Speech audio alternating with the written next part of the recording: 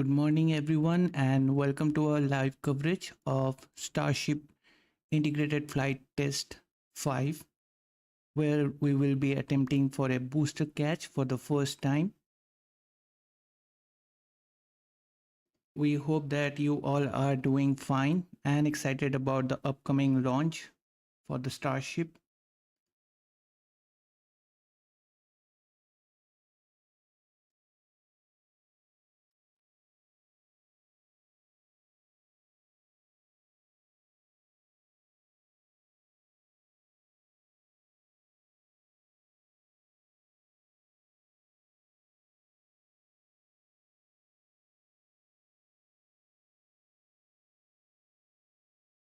Hello, my name is Dipto Moitra, performing the commentary for today's mission launch.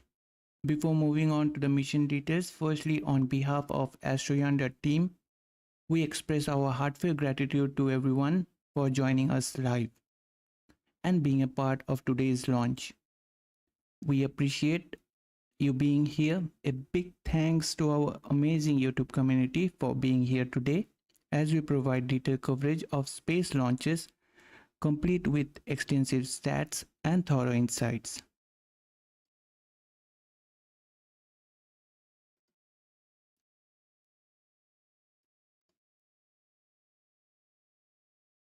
Right now, the propellant load of Starship's upper stage is now underway. The weather is looking ideal for today's flight test, and the current liftoff time is targeted for 7:25 a.m. Central Time, which was previously 7 a.m. Central Time. Now SpaceX have adjusted the liftoff time for 7:25 a.m. Central Time, and as we know that today we have a launch window of only 30 minutes, so hopefully SpaceX will be managing things so that we will be having the liftoff time at the right time. Now here is the difference between the IFT-4 and today's integrated flight test 5, where we'll be attempting for a booster catch today.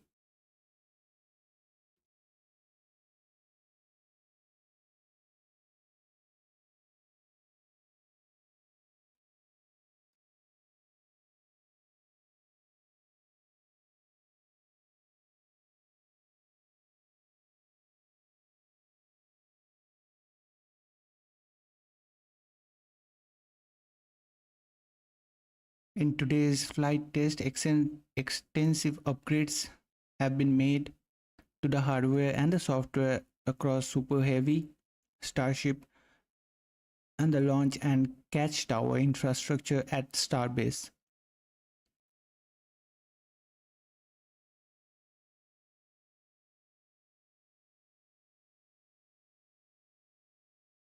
Today, as we will be attempting the catch attempt for the Super Heavy booster, but there is a twist which will require this catch attempt will require a healthy system on the booster and the tower, and following that a manual command from the mission's flight director should be passed on.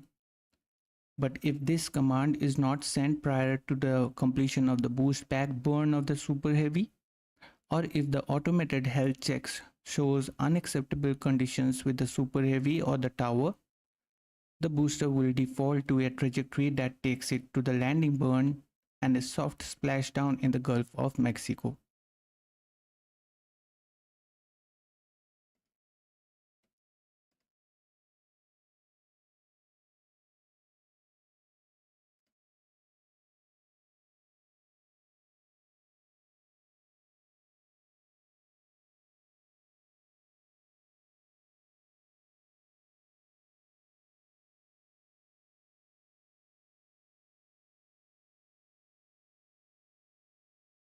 Just of yesterday, if the Federal Administration, Aviation Administration permitted SpaceX to have the flight for today, although SpaceX have to produce all the data gathered from the flight test 5 so that in future they can retain the license which they got this time, provided they will be launching in the similar flight profile in the future. If SpaceX will be modifying any flight profile in future, they have to need another license modification from SpaceX, from FAA. As of this time, the same thing happened as the SpaceX tried to modify their flight profile compared to Flight 4, where there was no booster catch attempt, but this time there is.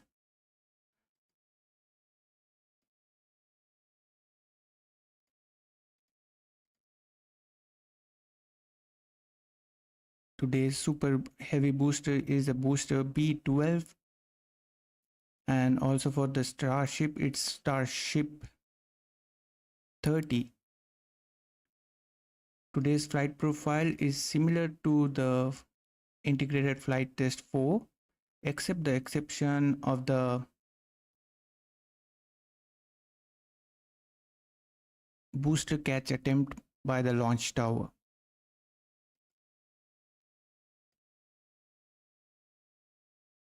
Although it's time for the webcast to begin, it got 3 minutes from the intended webcast to begin, so we are just holding on.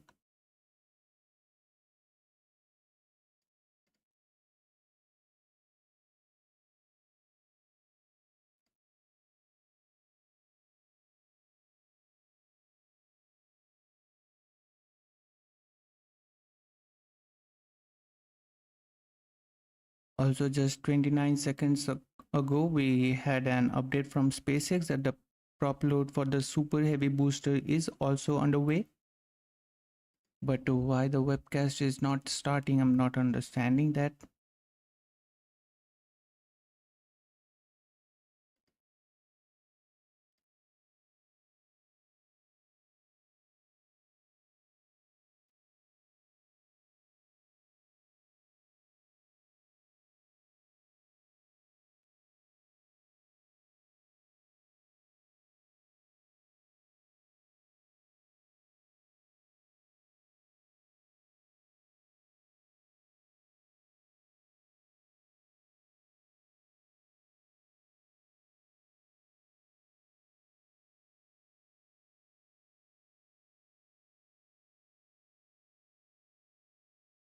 Ahead of this fifth test for the Starship, as mentioned, extensive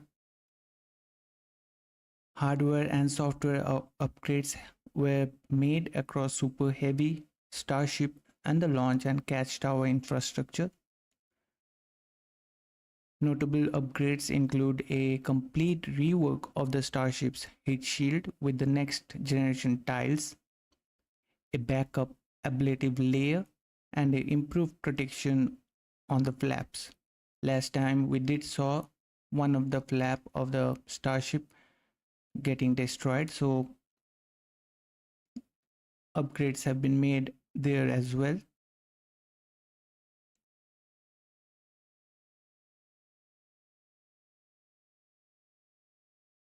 Also, upgrades to operation and software has also been implemented for re-entry and the landing burn as well. Hopefully we will be having a smooth soft splashdown for both the Starship Ship 30 and the booster B12 for today.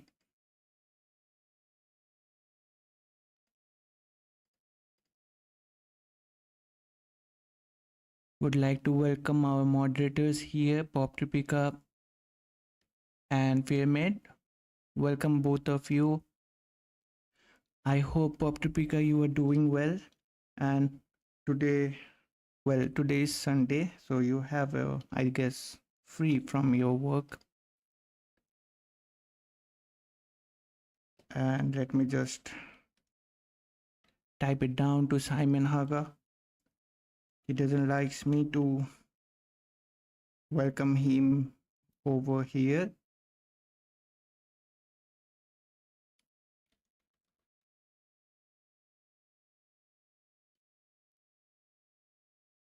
Also, Fairmate, thanks for tuning in. Hope you are doing well.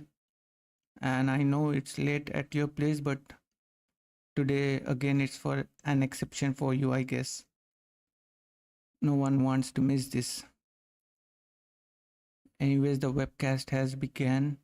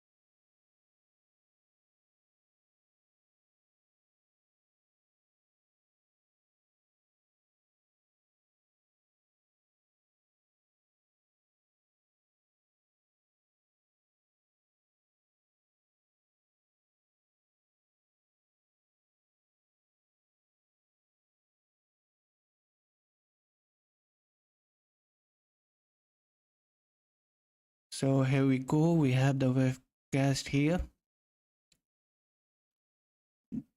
Just let the webcast begin in real terms. I will be making the audio to turn on. Just evading some copyright ID claims over here right now. Yes, Fairmaid, I'm well. Not so much, but pushing myself. But glad to know that you are doing well. And Simon, I'm good. And thanks for asking me this even.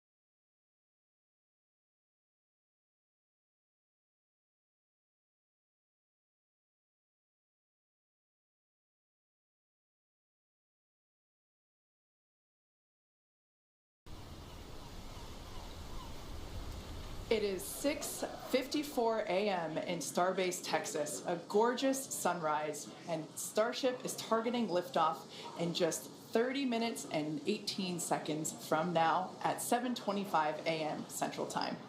As you can see, it is a beautiful day in South Texas for the 5th flight test of Starship. Good morning, Star people. I'm Kate Tice. And I'm Jesse Anderson, and we are joining you live from SpaceX Hawthorne with a great big crowd here this morning. It's been roughly 4 months since our last Starship flight, and we've got a big morning ahead of us. Flight 5, has a few primary objectives and one big first. We may be attempting to catch the Super Heavy booster. The teams at Starbase have been hard at work around the clock upgrading hardware across the entire tower with focus on the chopsticks, the two mechanical arms that will reach out and catch the returning booster.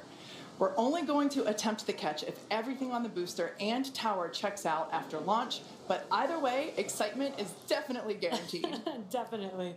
Today's Starship features a completely reworked heat shield with stronger tiles and a secondary layer, which is an extra layer of protection for the ship that will protect from any of the missing, that will help protect if there's any missing or damaged tiles. Now, not only did we replace the entire heat shield with our newest generation of stronger tiles for today's flight, we'll also be flying a handful of aluminum tiles that are there to help the team understand the thermodynamic environment during re-entry. If you were with us for Flight 4, you'll know how hard those heat shield tiles worked during the ship's reentry. Did they ever? As you can see there, they worked incredibly hard. This big heat shield rework that we're talking about promises to increase the likelihood of Starship being better protected during controlled reentry as it heads towards its flip maneuver and landing burn for a soft splashdown on target in the Indian Ocean, just like we did in Flight 4.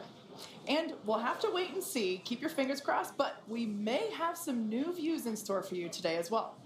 Right, like all test flights, we want to learn as much as possible, and views of Starship during all phases of flight help us to keep improving the vehicle for recovery and reuse.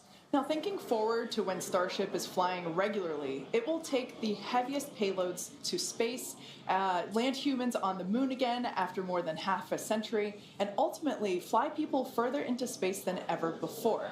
And getting there will require us to rapidly iterate and fly often, which is why we're working so hard to scale operations at Starbase. Yeah, the faster that we learn now, the faster we can improve and evolve Starship to achieve reliable flights and rapid reusability. We've been designing this vehicle from day one to realize a vision of having an entire city of people on Mars, something we know will take launching millions of pounds of cargo and equipment into space spread across thousands of flights. This future will require many Starships that can fly again and again, and today's flight is a critical step on that path. So buckle up your seatbelts because here we go. The moon and Mars are not nearly as far in the future as you may think. In fact, we're planning to send Starships to Mars as soon as 2026. You might be familiar with the Starlink logo, and there you can see it on your screen. It's an iconic representation of the Mars transfer orbit, also called the home and transfer orbit. This is how fundamental Mars is to SpaceX.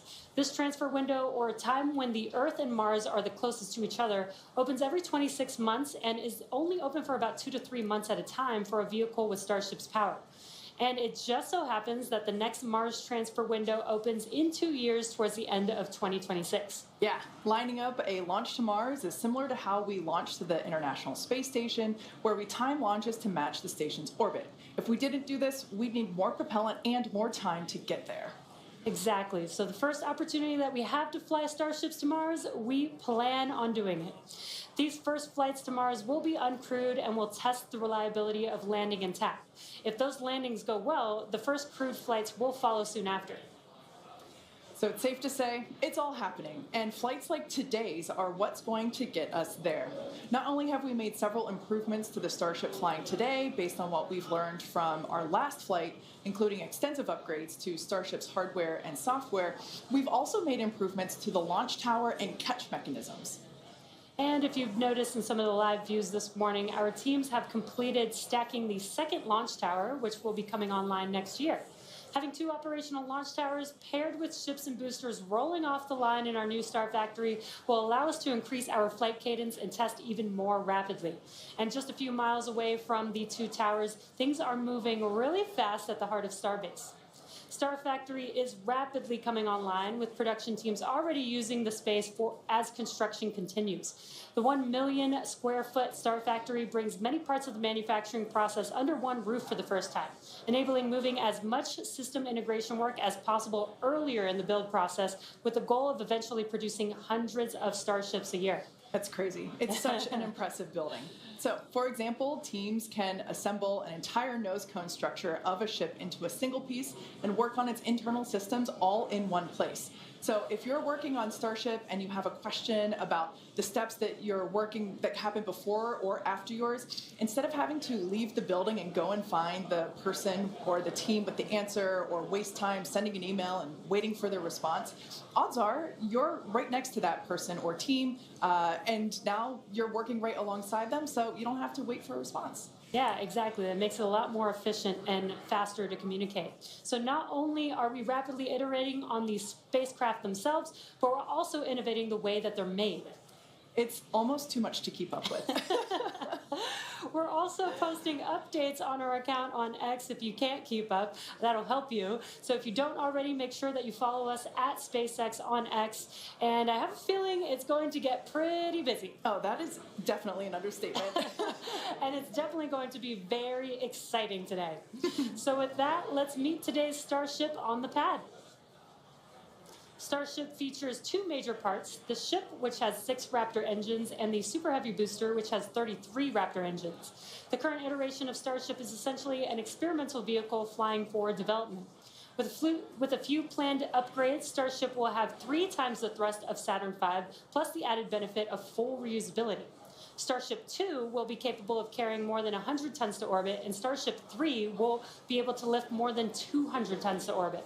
The amount of mass we're able to launch per rocket is crucial to creating a self-sustaining city on Mars.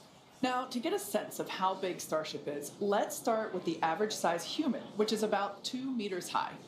Towering over our average human is the length of the Millennium Falcon, which comes in at 35 meters.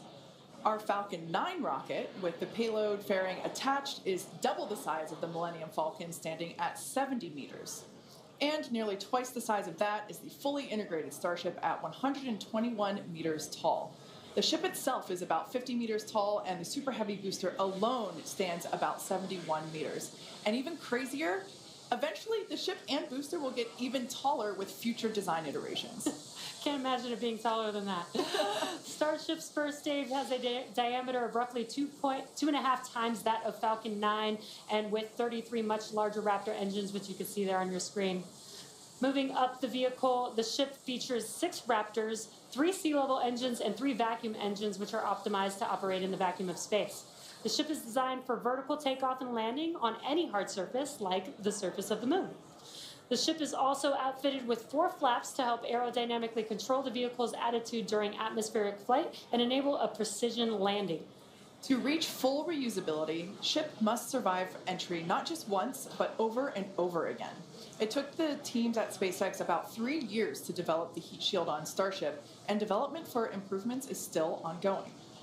The ship's heat shield is composed of 18,000 hexagonal ceramic tiles designed to insulate the vehicle during atmospheric entry, where temperatures can be as high as 2,600 degrees Fahrenheit.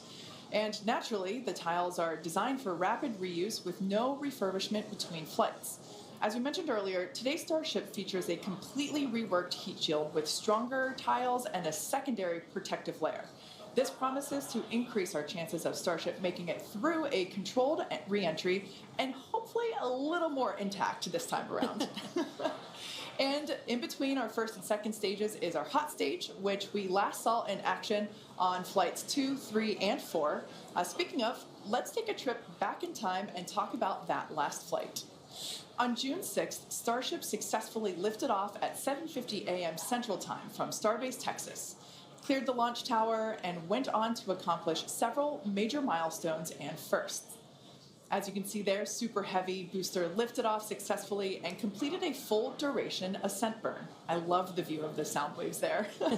Following separation, Super Heavy booster successfully completed its flip maneuver, boost back burn as well to send it toward the splashdown zone, and it also jettisoned the hot stage adapter, as you can see there. We don't have to jettison that adapter in future iterations because it'll be a different design.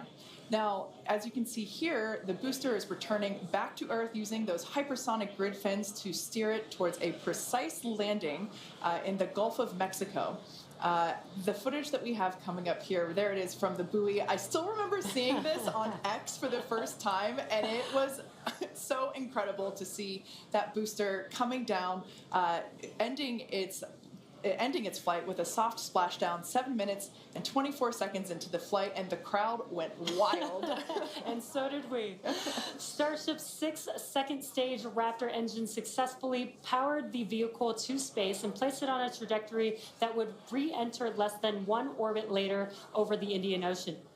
And following a coast phase in space, Starship re-entered the Earth's atmosphere, successfully making it through the phases of peak heating and max aerodynamic pressure, and demonstrating the ability to control the vehicle using its flaps while descending through the atmosphere at hypersonic speeds. And of course, Starlink on Starship once again enabled real-time telemetry and live high-definition video throughout every phase of entry, with external cameras providing views all the way to the flight's conclusion. Flight 4 ended with Starship, with, again, the crowd going bonkers, with Starship igniting its 3 center Raptor engines and executing the first flip maneuver and landing burn that we had seen since our high-altitude campaign.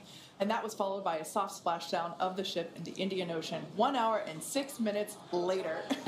And we were all glued to the monitors watching the little flap that could the whole way down.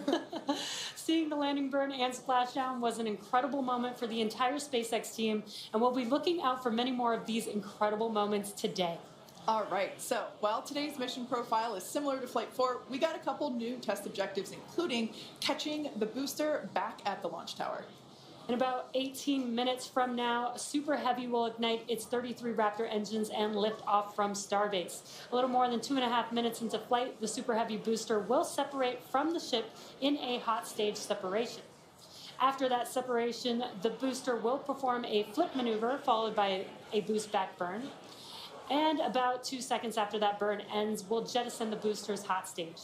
As it heads back towards the ground, the booster will either attempt a landing, landing burn, but then will either return to the tower or splashing down in the Gulf of Mexico.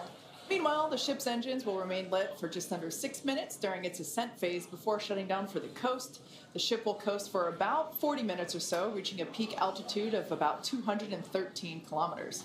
After that coast phase, the ship will be attempting a controlled re-entry, including a flip maneuver and landing burn, like we saw on Flight 4, just before splashing down in the Indian Ocean. Now, we say attempting because, again, this is just a test and nothing is guaranteed. Except excitement. Well, of course there is that. Now, both the booster and ship have to contend with some extreme conditions on re-entry, which is where those heat shield tiles will be put to the test. For this flight test, we do not expect to recover any hardware from the ship. With the exception of Falcon, this is no different than what happens to most rockets flying today that are expended, meaning that they fall into the ocean after completing their mission.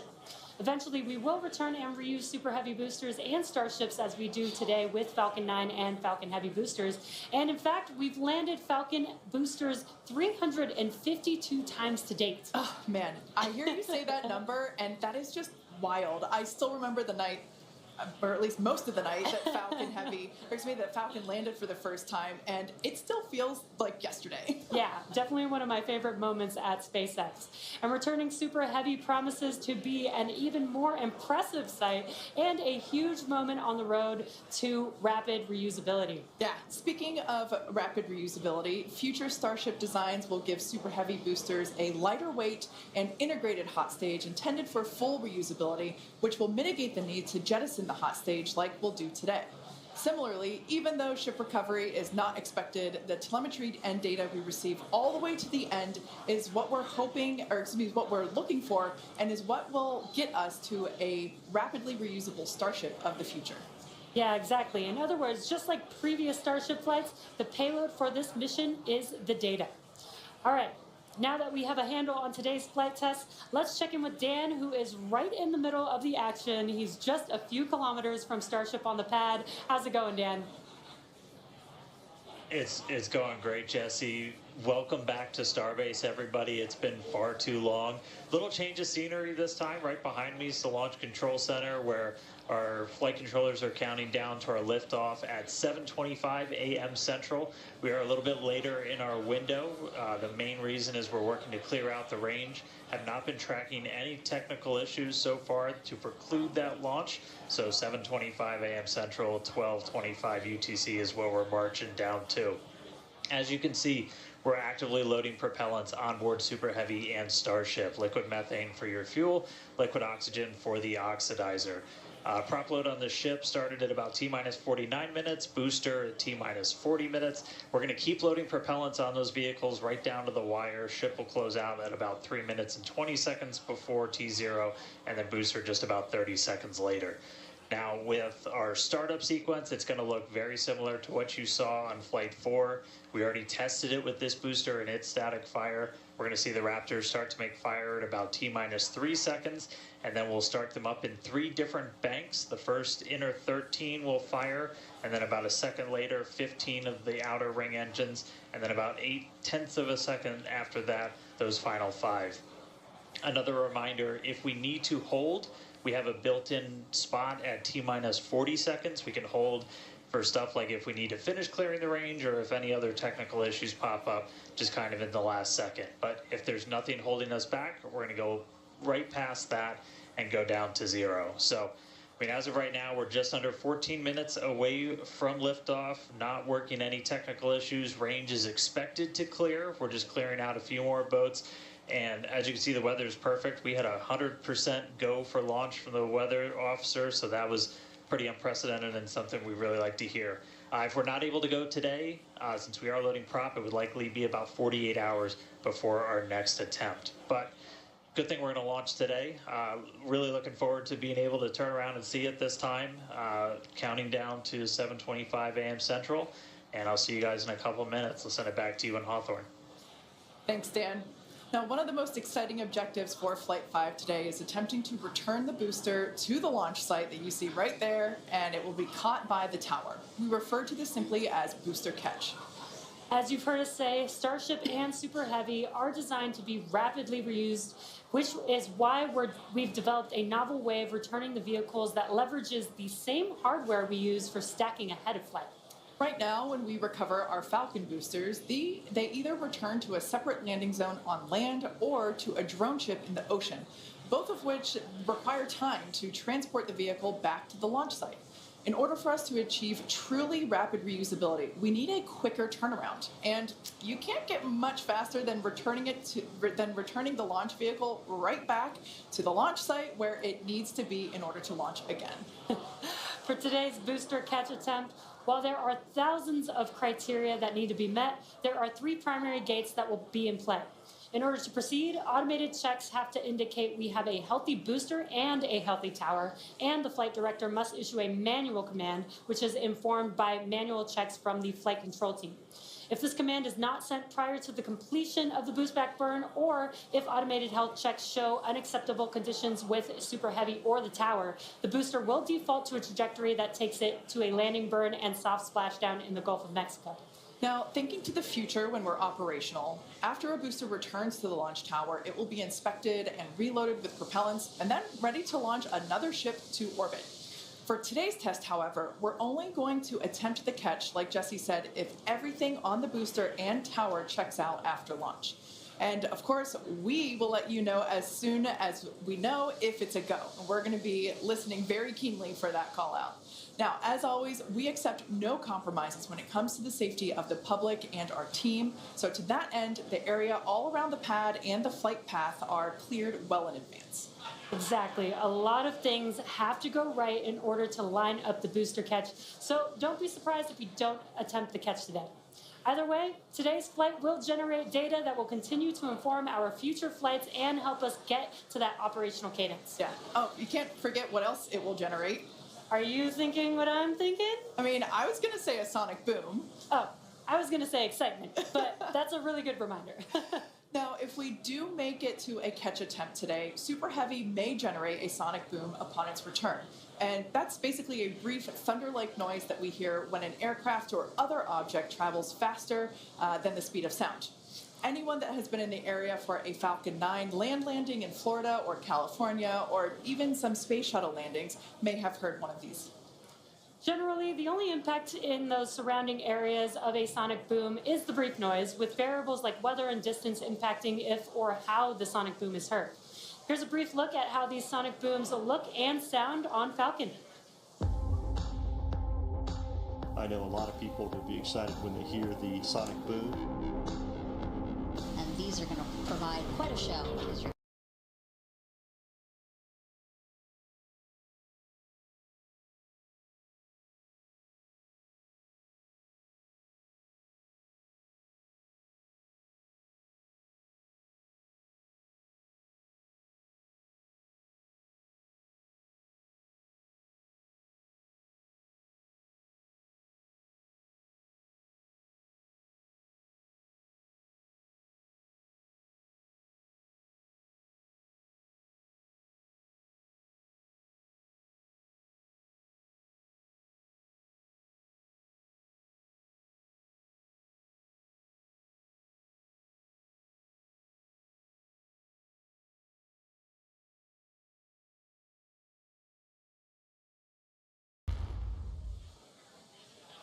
As our test flights continue, we plan to demonstrate ship-to-ship propellant transfer, which will be an important which will be important in preparation for Starship taking astronauts to the moon as part of NASA's Artemis program.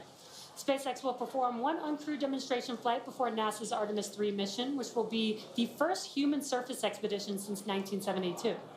Also, in preparation for missions to the moon and Mars, we're gaining tons of knowledge from our human spaceflight missions, including free flyer flights like our recent commercial astronaut mission Polaris Dawn.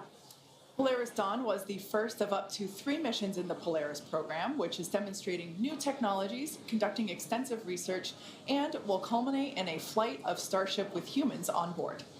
After nearly 5 days in orbit, Dragon and the 4-person Polaris Dawn crew safely splashed down on September 15th off the coast of Florida, completing the first human spaceflight mission of the Polaris program. The Polaris Dawn crew performed some incredible firsts during their mission. Dragon and the crew reached 1,408.1 kilometers, the highest Earth orbit ever flown, and the farthest humans have been from our planet since the Apollo program. The crew also performed the first ever commercial EVA, or extravehicular activity. And as you can see there, they were wearing the new EVA suits that we developed here in-house. This was an incredible moment to see Jared and then later Sarah emerge and perform this EVA with Earth behind. Now, in addition to this incredible spacewalk, they also conducted about 36 research studies and experiments from 31 partner institutions, including NASA.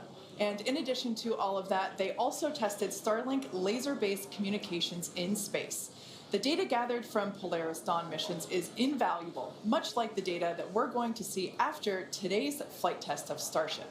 So we're coming down to T-minus about 7 minutes. Let's check in with Dan. Hey, thanks, Kate. So yeah, we're right at about 7 minutes away from launch. The main thing we are still working is that range clear. Again, we have to make sure boats, airspace, everything is cleared out of the way for our ascent corridor, basically the Gulf of Mexico, where we're launching through before we can actually launch. And so we're working on clearing out just a few more boats. We do have a window, remember. So if we end up holding at like a T-minus 40 seconds, we can hold for several minutes, allow those boats to get out of the way, and then we can launch. Our window is from 7 to 7:30 Central, so we don't have a huge amount of time today, but we do have some margin if we need to work with it to still get off the ground today. For now, though, we're coming up on finishing prop load on both vehicles. Header tanks are pretty much topped out on the ship. Those are going to be used for its landing burn. And again, we're going to be closing out all of the prop load at about T-minus 3 minutes, 20 seconds for the ship, and then just 30 seconds later for booster.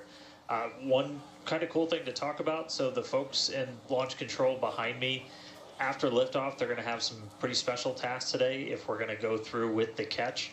They're going to be doing some really detailed inspections just visually of all of the different tower systems, a lot of those things that we upgraded, just to make sure that we are in the right posture to actually proceed with the catch. So they'll be working kind of fast and furious behind the scenes to inform the flight director's manual command to send the booster back. So if we hear that command being sent, that's going to be just the roof's going to come off. That's going to be a really exciting moment. So otherwise, if we don't go today, as you guys talked about, there is a chance, and if we don't send the booster back, we'll do a landing burn and a splashdown in the Gulf, and then that's just another landing burn to gather more data, learn more lessons from, and then we'll come back and try the catch again on the next one. But as of right now, we're coming up on 5 minutes. There is a chance that we'll hold or extend into the end of our window, so don't be surprised if that ends up happening. But if those boats do get out of the way, we are just about 5 minutes away from launch. So I'll check back in just a moment, but back over to you, Kate and Jesse. Thanks, Dan. Our rapid iterative development approach has been the basis for all of SpaceX's major innovative advancements, including Falcon, Dragon, and Starlink. Today, we're testing hardware and systems, and we need to know how they perform under the most extreme conditions. We'd much rather find the bugs now during testing than later on when there's more on the line. And to reiterate, while we do determine an acceptable level of technical risk on our vehicle and pad in order to learn as fast as possible, we accept no compromises when it comes to the safety of the public or our team. So that is to say, this is only the 5th of many future flight tests of Starship before it becomes fully operational. You might remember the Starlink panels that are incorporated into Starship, and you can see them there on your screen, those rectangular panels on Starship's nose cone. Starlink brings us the epic views in space and on re-entry, and also helps deliver us the critical flight data engineers need to continue development.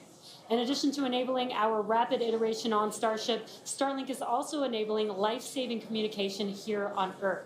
SpaceX is sending tens of thousands of Starlink kits in response to Hurricanes Helene and Milton, and providing free service through the end of the year to support recovery efforts. The Starlink team also worked with T-Mobile to activate our direct-to-cell satellites to provide basic texting on T-Mobile and emergency alerts for all phones and carriers of those in affected areas. If a phone connects to a Starlink satellite, it will have 1 to 2 bars of signal and show T-Mobile SpaceX in the network name.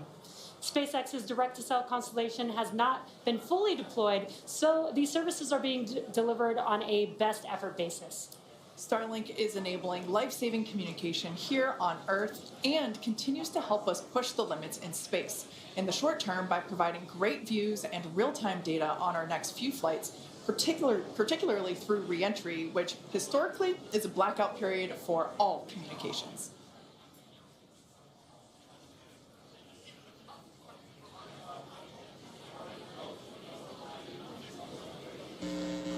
All right, so we're coming up on 2 minutes, 30 seconds away from launch. We were hearing like there was a pretty good chance we were going to hold at T-minus 40 seconds, but surprise, now it sounds like we might not be. So we are just a little over 2 minutes away, so a couple more things going to be happening.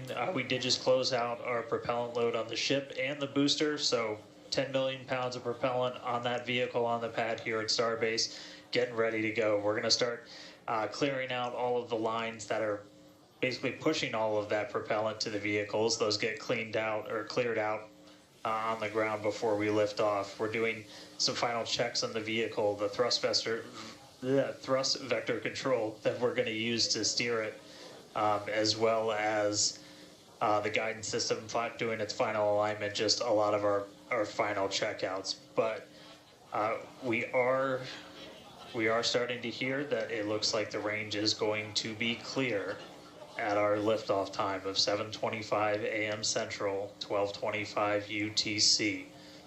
So that puts us 1 minute, 20 seconds away from launch. Still not tracking any technical issues. That range clear is the only thing that's been potentially poking at our launch. So I'm going to start to quiet down. We'll hear our flight director for today, Tristan Pierce, give some of the final call-outs. As of right now, we are 1 minute away from liftoff.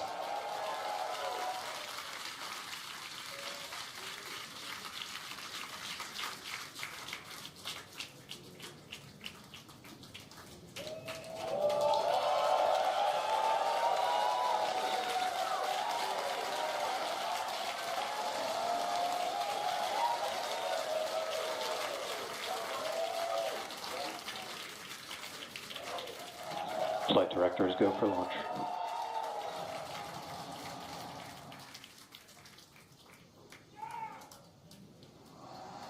Best words you could possibly hear, 20 seconds away from liftoff.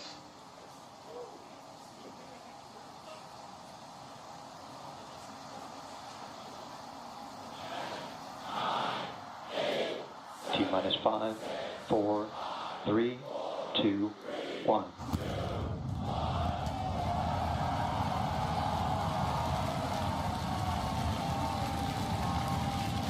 We have liftoff.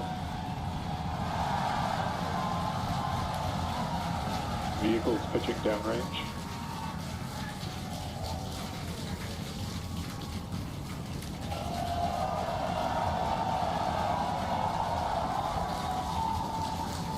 Booster after chamber pressure nominal.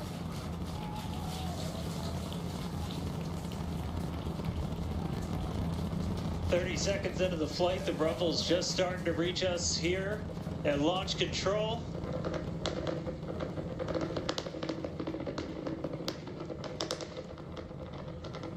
Booster ship, avionics power, telemetry nominal. 33 Raptor engines.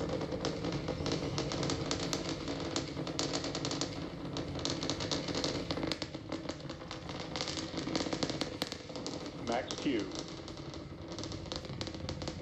Now pass through the maximum aerodynamic pressure, the most stress the vehicle's going to see on the way uphill.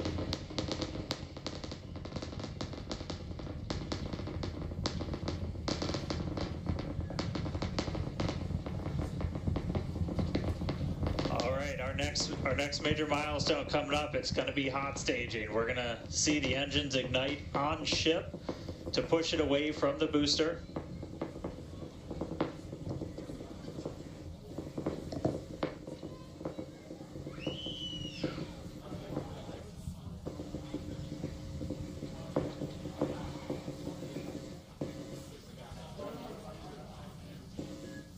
All right, so hot staging is going to be the next thing coming up. First, we're going to see the booster's engines start to shut down, all but 3.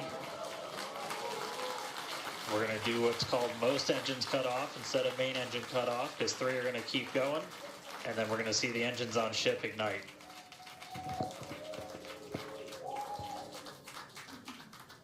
Right now, the tower team is doing their go, no go.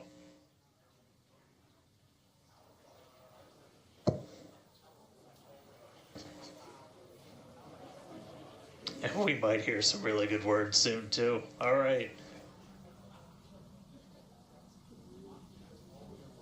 Can still see it up behind me. That is one of the most gorgeous things I've ever seen in my entire life. Coming up on hot staging next.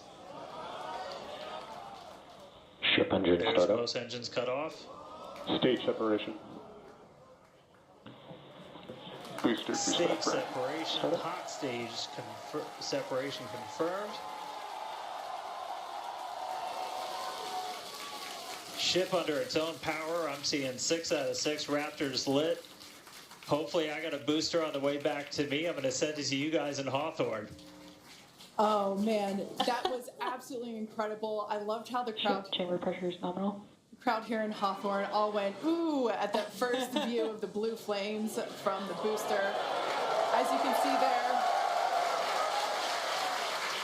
first stage currently performing, is now making its way back to the launch site. Again, we are... Ship avionics power and telemetry nominal. The booster and the tower are both performing automated checks to make sure we are go for the booster to return to the launch pad for that catch. And once those are complete, the flight director... Booster boost back burn shutdown. Flight director is go for booster return. And we did hear that the tower is go for catch, so that was one of the big criteria we were looking for. This view We'll here, wait to hear that the go for catch has been sent. beautiful view here from the ship. And so exciting to hear that we got a go for booster catch. That means it's going to be a really exciting morning. Again, the booster is making its way back towards now land in order to make that catch attempt in the tower. So incredible to see these views. You can see the ship on the right-hand side of your screen. All 6 Raptor engines are under full power. Once again, the booster is making its way back to the launch site. We are going to try and catch it using the chopsticks on the launch tower, the exact same tower that it just launched from just, wow, 5 minutes ago. Yeah, and the booster... Starship on nominal Guys, trajectory. I can confirm the command was sent for the booster to come back. That is So I'm incredible looking news. up right now. It's pretty much right overhead of us, and we can see it starting to come down. I can't wait for us to hear the sonic boom through Dan's mic. Right. That is going to be incredible. It was so cool to hear the liftoff. And so once again, a successful on-time liftoff of Starship Flight 5. The ship has separated from the booster. The booster is there on your screen. It is making its way back to the launch site. We are going to attempt the catch using the chopsticks. We did hear the confirmation that the command was sent to the tower. We are go for catch. And in order to... And guys, we should just be about 30 30 seconds away from our landing burn. It's going to happen in 3 phases. We're going to land 13 engines, burn off all of that velocity. Oh, we can see it coming down through the plume. Booster coming in hot for booster catch. We're going to ignite 13 of those Raptor engines, and this view is incredible right now. You can see how fast this vehicle is moving on the left-hand screen. Landing burn, 13 ignited. We're now down to 3 Raptor engines. We can see those chopsticks now in here.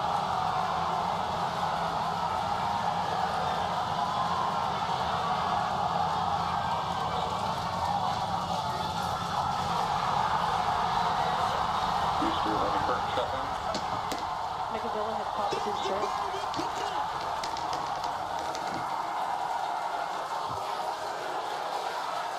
This is absolutely insane. On the first ever attempt, we have successfully caught the Super Heavy booster back at the launch tower. What an incredible view! Are you kidding me?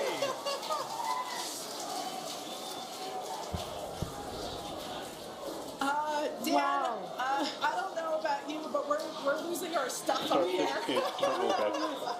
Guys, I'm sorry. Like, even in this day and age, what we just saw, that looked like magic. That Oh, was- wow. John, Wow. your view must have been insane. We are still going wild over here over this. Folks, this is a day for the engineering history books. This is a live view of the Super Heavy booster as it has just been successfully caught back at the very same launch tower that it just came from. Dan, I love this. You are reflecting exactly what everybody else here in Hawthorne, except maybe a little bit more because you got to see it with your own eyes.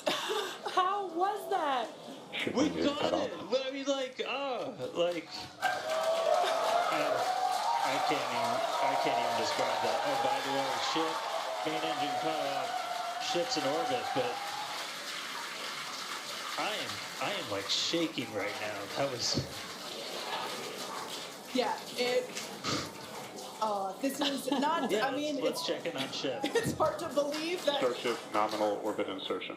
Oh, right. Exciting news there. It's hard to believe that, booster isn't the only excitement that we have today. Just confirmation there. And the gorgeous view of planet Earth behind the ship. And it is now in the orbit that we expected it to.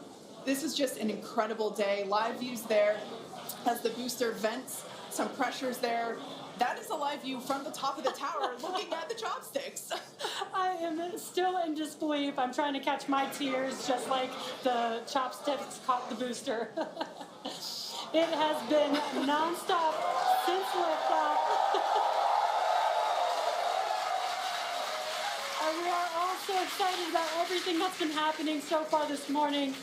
With the booster having completed its job for today, we are going to take a short break for the next 30 minutes. We'll return back at T plus 40 minutes while the ship continues to coast before re-entry. Oh man, and as with previous flights, Starlink may actually enable us to talk with the ship through re-entry with no communication blackout. We of course are still testing Starlink during this phase of flight, so nothing is certain, but if we do have views, we'll be sure to bring those to you live. Views or no views, we'll see you back here at T plus 40 minutes for coverage of Starship's re-entry, flip maneuver, landing burn, and splashdown.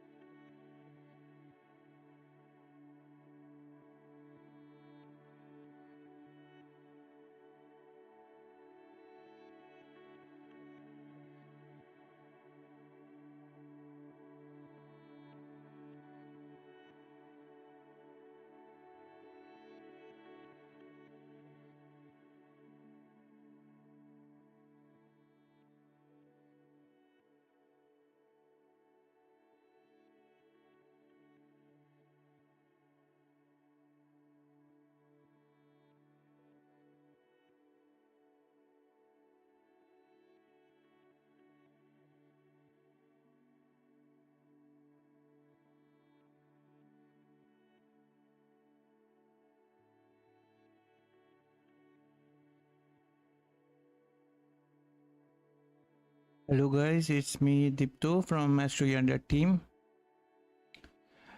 Such an incredible view we just now witnessed. The booster, the super heavy booster B12 made it way back to the launch tower, which is also known as return to launch site operation, and it did made its way back to the launch tower successfully. As Pika said, in its first attempt for the catch, SpaceX made it.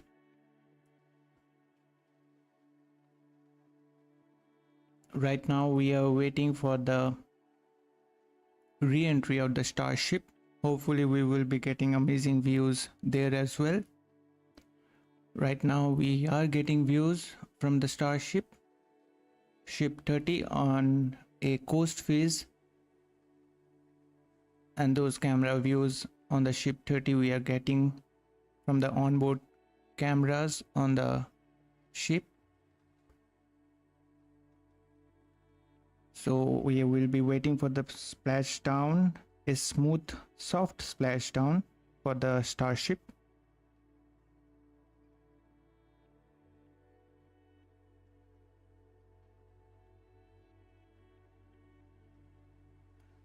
Indeed, Pika, it was the most impressive thing. Indeed, I was still hoping, and last time when we talked about this, we were doubtful about that whether they will be able to make it or not. But it's incredible how they did it.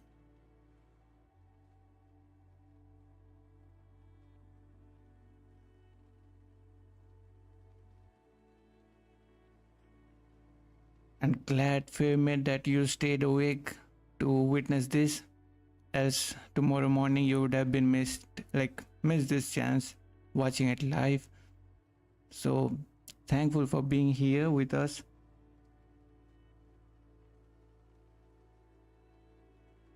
And really amazing views we are getting right now from the onboard cameras of the Ship 30. Something is flying away. Anyways, now we are waiting just for the ship to make its successful re-entry. That has to be a soft splashdown.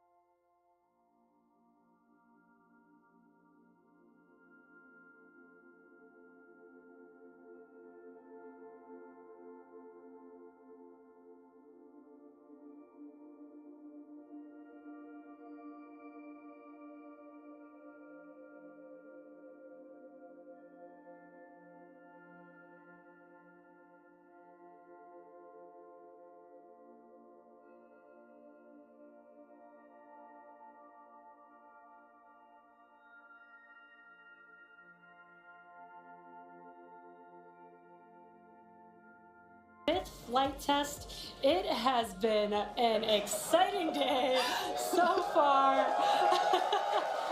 Even the crowd here is still so excited. We lifted off from Starbase at 7:25 a.m. Central Time. The Super Heavy booster and ship had a successful separation, as well as a good boost back burn and good separation of the hot stage adapter. The Super Heavy booster then completed the landing burn with 13 Raptor engines igniting and slowing down the vehicle perfectly for Mechazilla to catch the Super Heavy booster for the first ever land recovery of the vehicle.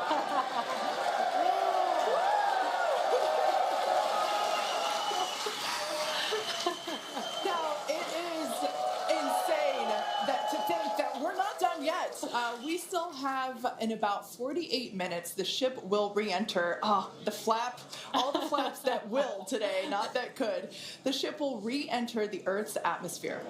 Now, as a reminder, one of the main goals of today's test flight is for the ship to make it through the extreme heat of re-entry and to do so in a controlled manner. We learned a lot about this phase during Flight 4 and, as a result, completely reworked the heat shield, but more on all that in just a minute. Now, re-entry is typically a portion of flight where we don't have communications with the spacecraft because re-entering, it'll be re-entering at about 8 kilometers per second, or about 5 miles per second, roughly orbital velocity. Now, those speeds, the spacecraft moving through the atmosphere results in friction and creates a plasma field around the vehicle. We saw this in action on Flight 4 thanks to Starlink, and wow, it was breathtaking.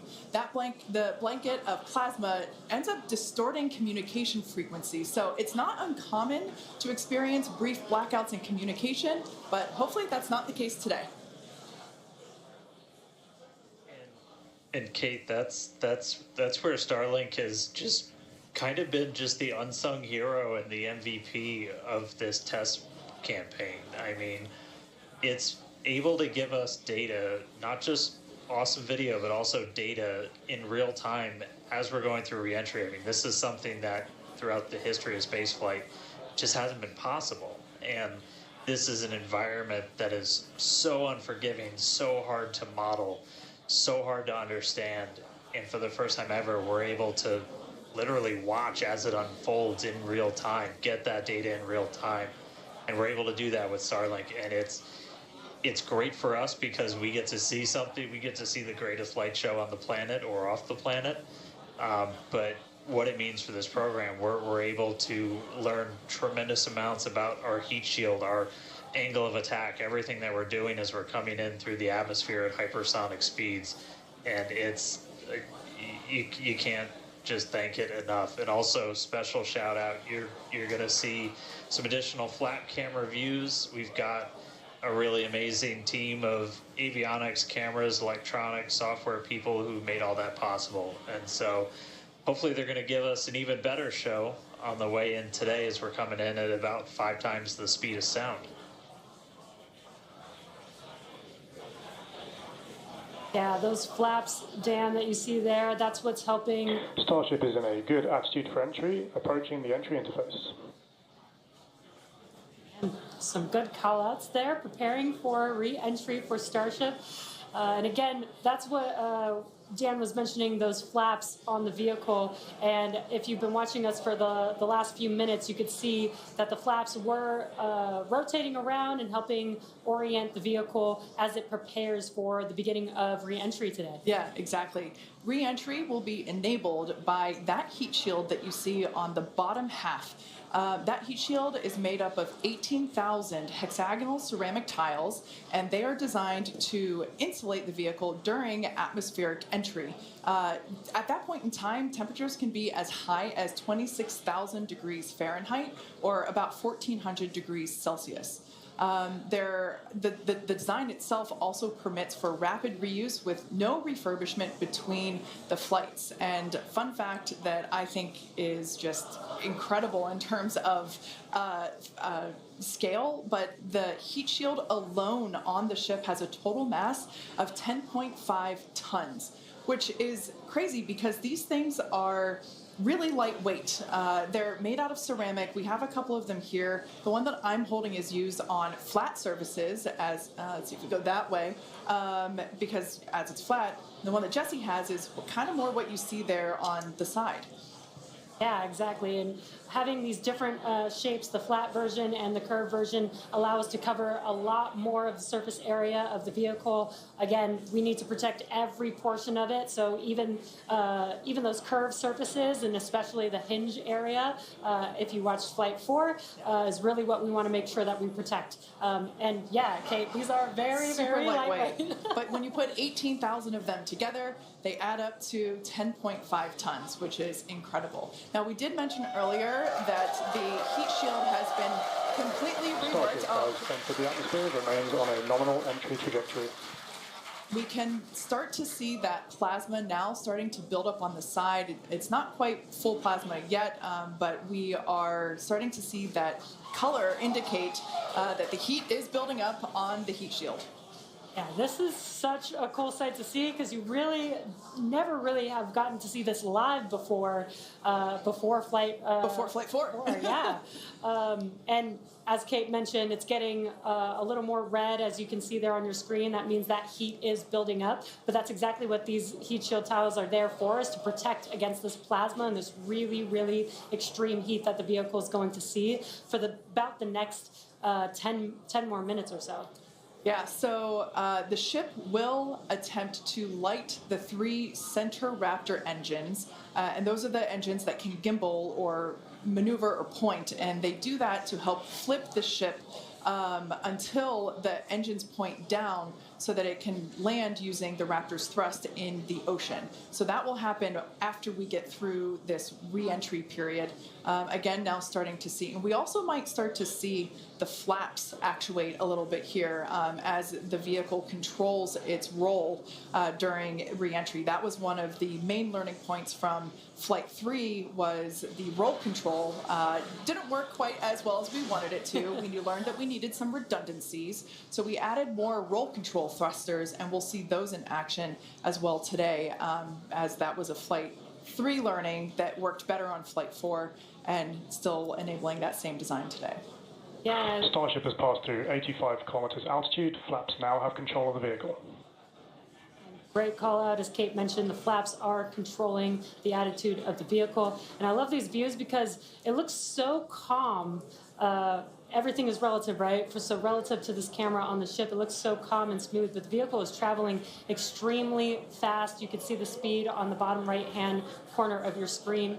Starship is designed to land on Mars where there are no runways or other humans to help out. So we also want rapid reusability. So we're doing propulsive landing instead of a more traditional means like parachutes. And so we will use the engines on this vehicle to help slow the vehicle down for a vertical landing. Yeah. Now, entry is going to basically happen in 5 phases. The first is low drag, that lasts for about 3 minutes. Next is high heating, and that beginning when heating increases above the heat rate breakup limit. That lasts for about 10 minutes. We then have high dynamic pressure. Starship will continue to slow down and experience increased aerodynamic loads during that phase, and that will happen before reaching Mach 1, about a minute after. Starship is approaching the peak heating phase of entry, remains on a nominal trajectory. Okay, so that was phase 2 that he just called out, that I was mentioning. After peak heating is that dynamic pressure around Mach 1, and that will last about a minute after leaving the hypersonic area, and then we go into subsonic, and then, of course, landing burn. Wow, what an incredible view. The colors are so amazing, and the colors actually also tell you a little bit about the temperature that the vehicle is seeing as well. So I think that's pretty cool that we get this amazing live visual. Speaking of live visual, the flap, we have more views, more cameras on board Starship, as Dan mentioned a few minutes ago. We are hoping that all 4 flaps will stay more intact than they did last time. We did make some changes to the design in order to help enable Starship this. is now experiencing peak heating, remains on a nominal entry trajectory. Great news there. that Starship is continuing along the path that we intended it to fly. You can keep track with how fast it's going and how high it is above Earth using the display that is there on the bottom right-hand side of your screen. And guys, this is where we're really going to see a lot of those improvements from Flight 4 really come into action. Is you guys kind of talked about, so it's called the static arrow. Those are kind of the poke out points on the flaps. Those get exposed to some pretty extreme heat environments, and so we added some additional, basically made it a lot more robust for the thermal protection there. And we learned not just from visuals and stuff like that. We had those missing tile tests on Flight 4 where we intentionally left some out, kept in some backup layers. They're called ablatives, which means they just gradually melt away to help dissipate the heat.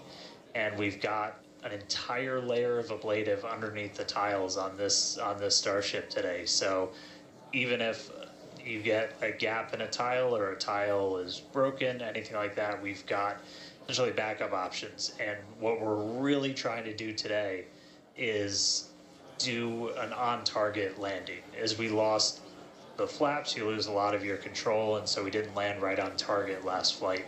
This time we're trying to really nail the target within just tens of meters, and that'll just be a really huge step on feeling like we're closer to bringing a ship back.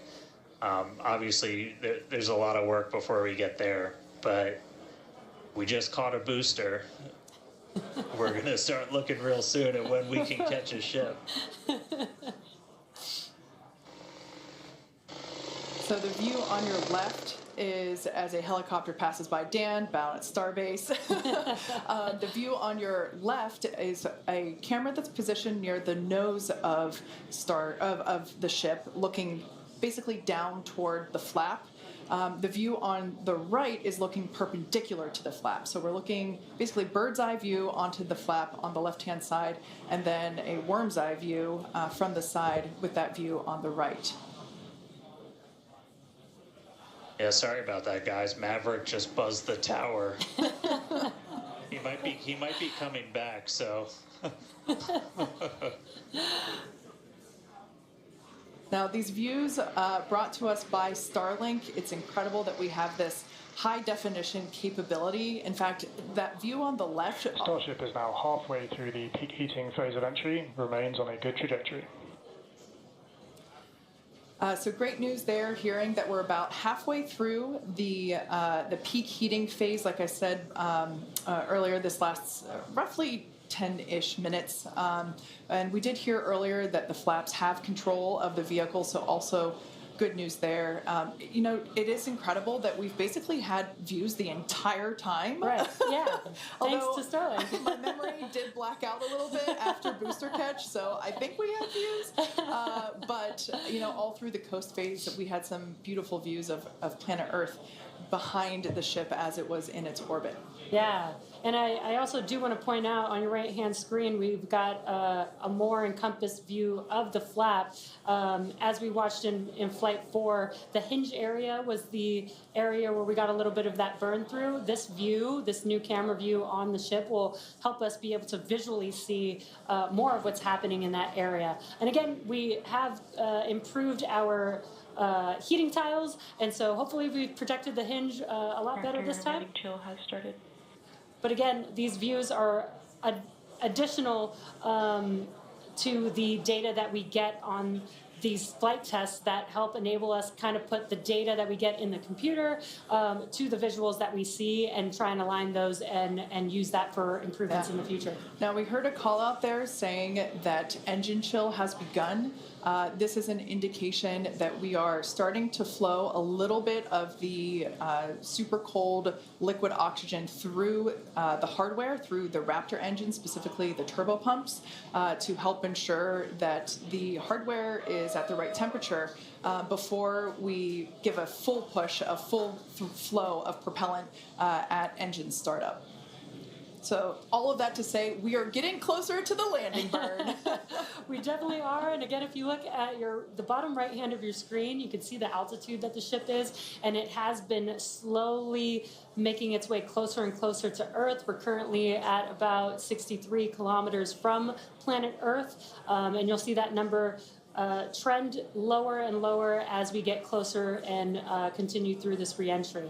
Yeah, this is going to go on for a little, actually a while longer. We have about 10 minutes or so, roughly, before we execute the landing, the ignition for the landing burn, starting with the landing flip. So we're making a controlled reentry. This is one of the primary objectives for Starship today, is to demonstrate another controlled reentry, even more controlled than what we saw on Flight 4. And so far, that is looking good.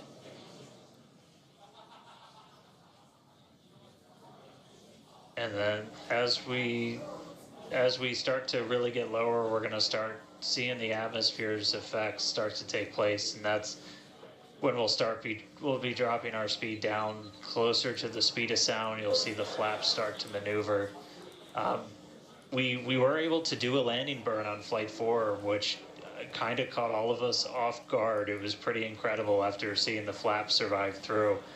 And we're going to try and do another one on this flight today. We tweaked it a little bit, so we're going to try and splash down at a little bit of a gentler angle this time, instead of just kind of hit the water and fall over.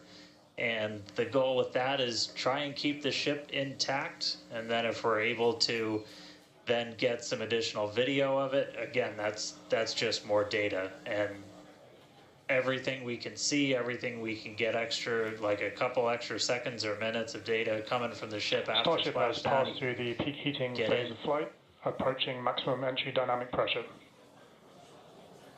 All right, we're through peak heating. Coming up is basically max Q part 2, where we're going to hit kind of that part of the curve where we're still moving really fast and the atmosphere is just dense enough that we're feeling the most pressure, but hopefully we're going to start feeling a little bit less heat now.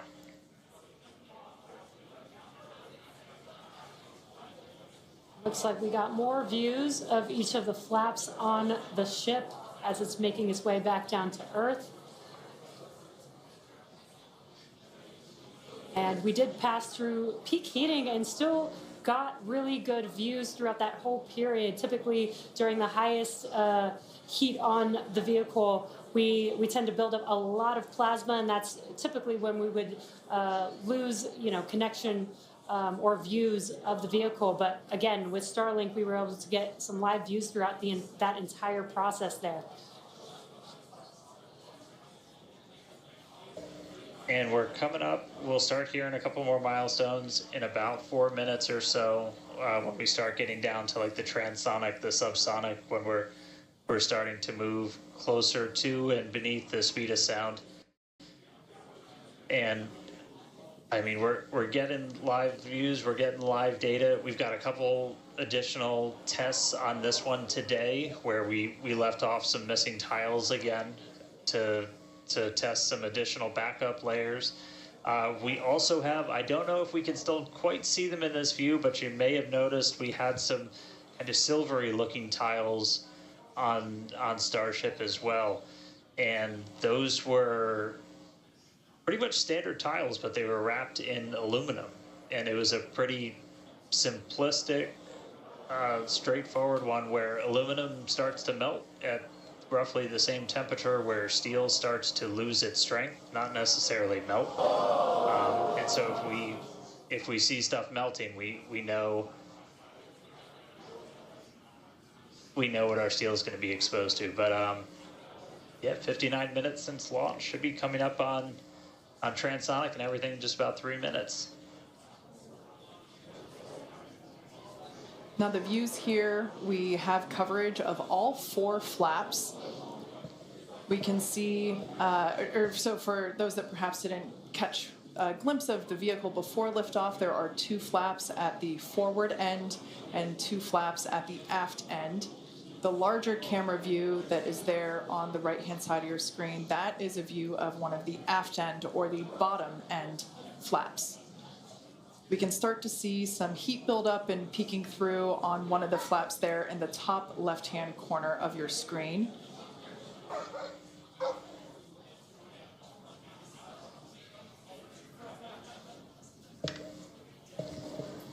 Once again, Starship now at T+1 hour and 9 seconds into its flight today, re-entering the Earth's atmosphere. Currently about 45 kilometers above the surface of the Earth, now 44. We are targeting a soft splashdown in the Indian Ocean, about, northwest-ish of Australia. And we are attempting to, as we did on Flight 4, perform a flip maneuver as well as Starship is at maximum entry dynamic pressure, remains on a good trajectory. All right, so that is great news there. Like Dan said earlier, this is basically max Q part 2. So this is the greatest amount of aerodynamic loads that the vehicle will experience during its flight. It's coming back through the Earth's atmosphere. It was above the Earth's atmosphere in space where there was no friction. We can obviously see heat as evidence of that friction buildup.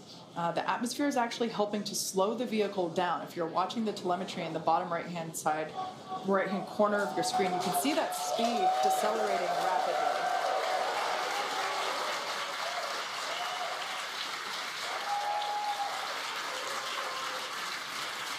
Now, the 4 flaps on the ship help steer the vehicle, and one of the main objectives for the ship today is to demonstrate controlled re-entry during this phase of flight, this re-entry phase.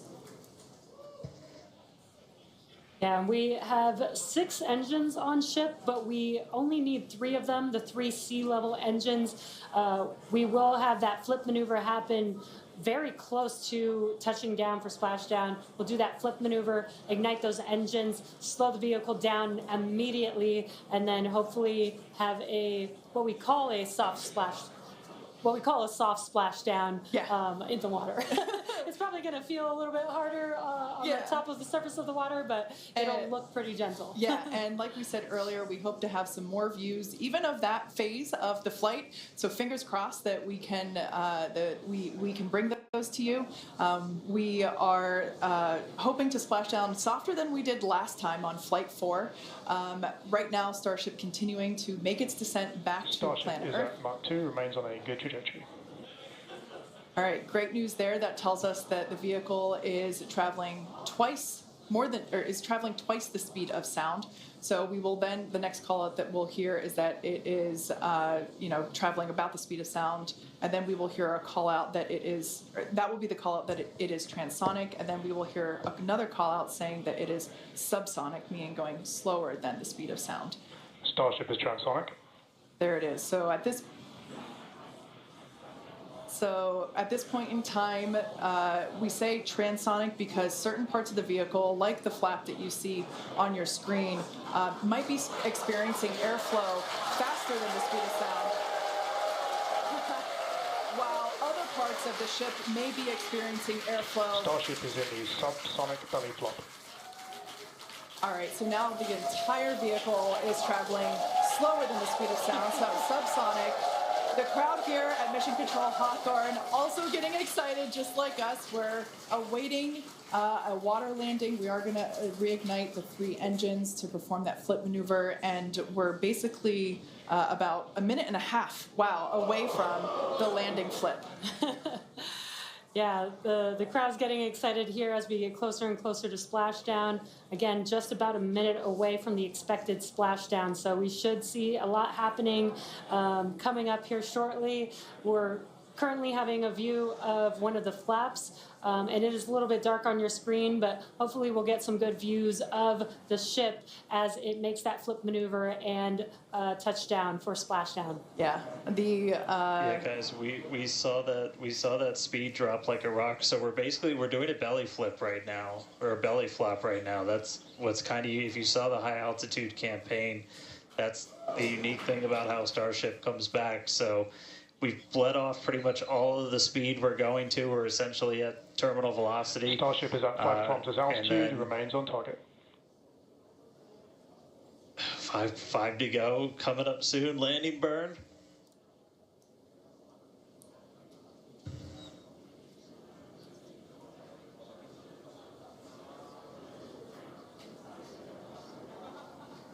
Two kilometers away. Starship is on target, approaching landing burn startup.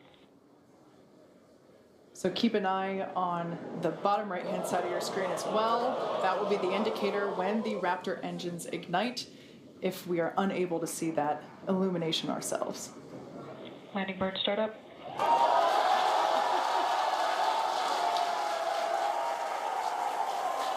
What a cool view of the reflection of that landing burn. You can see the water just behind the ship.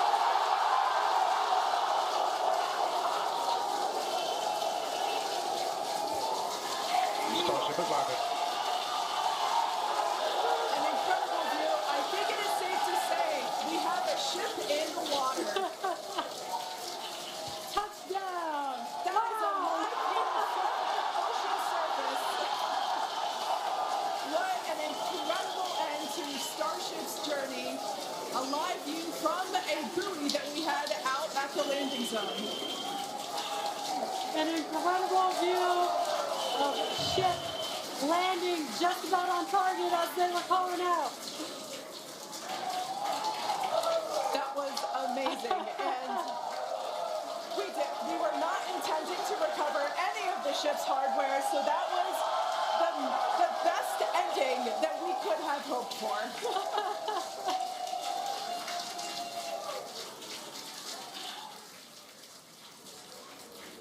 Man, I don't think we're going to be able to get a ton of extra video of the heat shield, but we hit the target. We hit the target.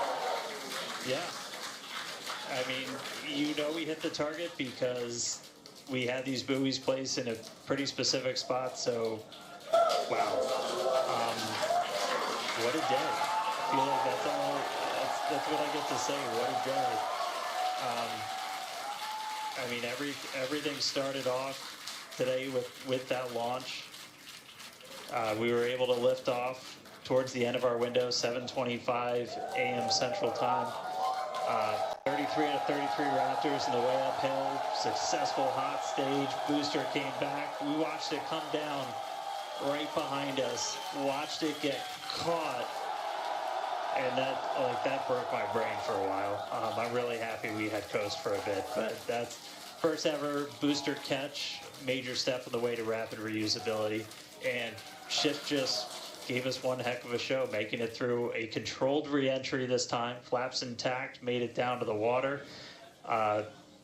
Hey, Starships were meant to fly, and it sure as hell flew today, so let's get ready for the next one. Over to you guys. They were meant to fly, and they were also meant to be caught by Mechazilla. Yeah. It's been such an incredible day today. Congratulations to our teammates and to everyone who supported the Starship program. And thank you to all of our future customers for your support. And we'll also like to thank the people of Cameron County, Texas, as well as the Coast Guard, the Federal Aviation Administration, the Government of Mexico, and the Australian Space Agency. Now be sure to follow SpaceX on X for more updates on today's test flight and, of course, for future Starship news. Today was amazing, but the SpaceX action isn't over yet. Soon Falcon Heavy will launch NASA's Europa Clipper, and we're also going to be returning Dragon back to Earth with NASA's Crew 8 astronauts. So congratulations again to the SpaceX team. What an amazing launch and an even cooler catch. Thank you for watching, but we're going to leave you with an awesome recap of what has been the most epic day.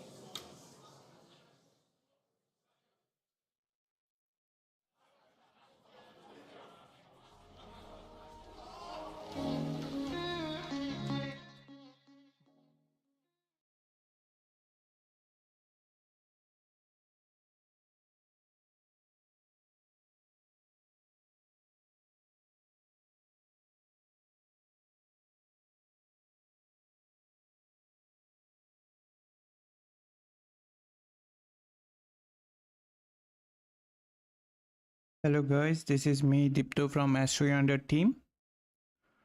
So we will be wrapping the stream as well upon this recap getting concluded.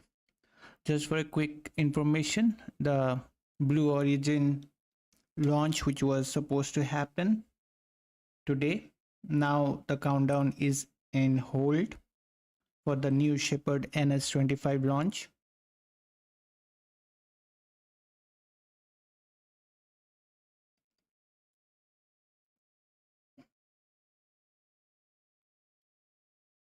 Also, the Crew 8 docking is now being waived off for today. The mission managers are continuing to monitor the weather conditions, and the next weather briefing is planned for 11 a.m. Eastern Daytime for tomorrow, that is on October 14th. Would like to thank everyone joining us. Bob Tripika, Fairmaid, Simon Haga, thanks all of you for being there.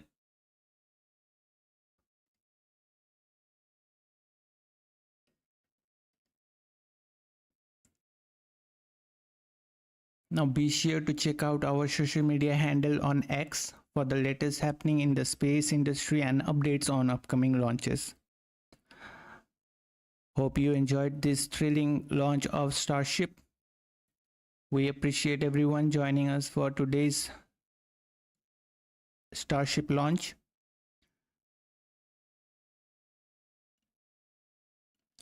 We wish you everyone to have a great week ahead. Thanks for watching. This is AstroYonder Live and me Dipto signing off for now, and we will see you next time.